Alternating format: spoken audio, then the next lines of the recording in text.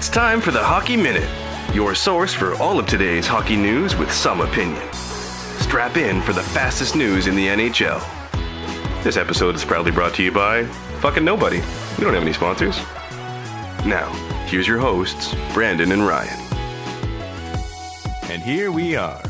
Welcome back to another edition of the Hockey Minute. I am your host, Brandon. With me, as always, my co-host, Ryan. And today we've got our Penguins versus Canadiens versus episode, where Ryan and I will take a team and argue for why they'll win the round.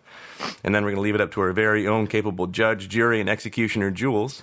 But first, please subscribe wherever you get your podcasts. Leave us a review on iTunes or a voicemail on Anchor if you're fired up about something we said or something you think we should be doing better. We'll play it on the show, I promise. All right, before we get into the battle, let's check in with my perpetually wrong, but he keeps trying co-host, Ryan. How you doing, man? Oh, man. Hey, I just quickly, I want to apologize publicly to you and your wife. Your wife spent all night slaving over some food, and I got some health issues, and I had to jet about 3 bites into the meal. So, Jen, I'm really sorry. I will make it up to you. It was not a pretty night. It was a good thing I left. I'll put it that way.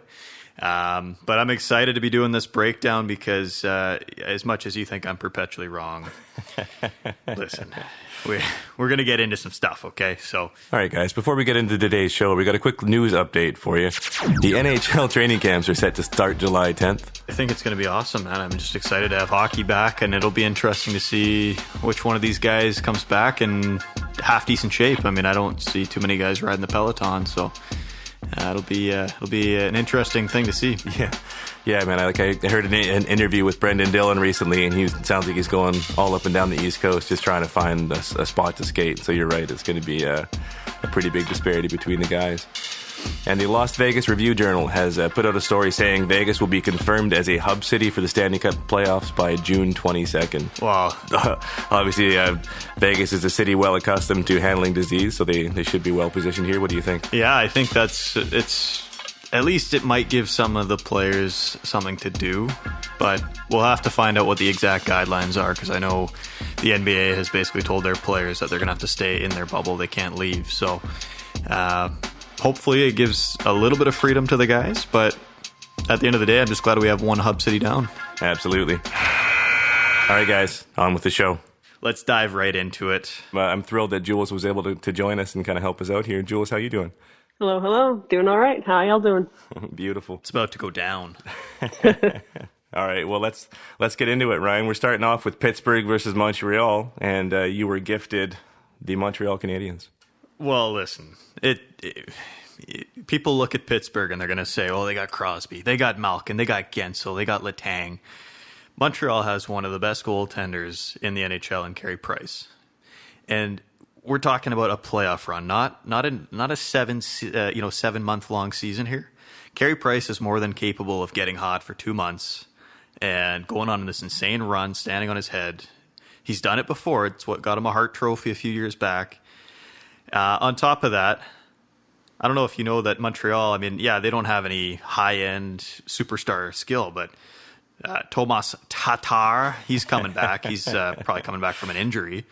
They got Drouin, they got Mete. It's a pretty well-rounded squad, and Shea Weber is built for the playoffs. He's got the cannon of the shot. He can dominate physically. Like Sidney Crosby, Evgeny Malkin, they don't want to be going into the corner against Shea Weber. I'll tell you that much. And I think from top to bottom, Montreal just has some decent depth. And are they on paper as good as Pittsburgh? Probably not. I would say they're not. But this is a team that, I mean, listen, the league wants them in. That's why they made it 24 teams, so that they could put Montreal in the playoffs. Because I think everybody knows that this team could do some damage here. So guys like Brendan Gallagher, Nick Suzuki, Jeff Petrie, Max Domi probably won't be playing due to his own health complications. Philip Deneau is a solid 200-foot player. So, I mean, for all you people out there that are thinking Pittsburgh's got this thing in the bag, think again. Best goaltender, of his era, arguably. And then, some really solid defense. If they can shut down Pittsburgh's top unit, it's going to be a win for Montreal. Wow. So, buddy, I mean, I just have to say, in terms of Montreal, Shea Weber is one sharp turn away from blowing up his foot for the rest of time. And I don't know if that's your whole hope for sustaining the Canadiens. I can't give it to you. And then Carey Price, I mean, sure, people still think he's a good goalie. He's working on a .909 save percentage with a .279 on the season. Like, he's not exactly lighting it up anymore. But in terms of the Pittsburgh Penguins' his own strengths, I mean, we all know them, right? They're Evgeny Malkin, Sidney Crosby, Brian Rust. I mean, even in net, they're better on the season than Carey Price and the Canadiens. Matt Murray, who was the lesser of the two goalies, was coming in just barely worse than Carey Price on the year with an .899 and .287. So I don't know. Even in the weakest area for the Penguins, I just can't see them losing this. Malkin and Crosby are healthy. Malkin in the playoffs is just a whole other animal. I'm pretty sure Crosby could just be smoking in the bleachers for this whole series, and Malkin would carry them through with no problem at all. I mean, Max Domi, like you're saying, one of the best players for the Habs, not one of the best players in the league, still can't make it, right? So it's going to be three third lines and a fourth line versus the Pittsburgh Penguins. How do you say that Pittsburgh, you're going to knock Carey Price on his save percentages? Pittsburgh's got two goalies that are just average at best. Come on. Oh, 100%. Yeah, they are. But like, wait, of the three goalies in this playoffs, who's got the Olympic gold medal, the Vezina, the Hart Trophy, right?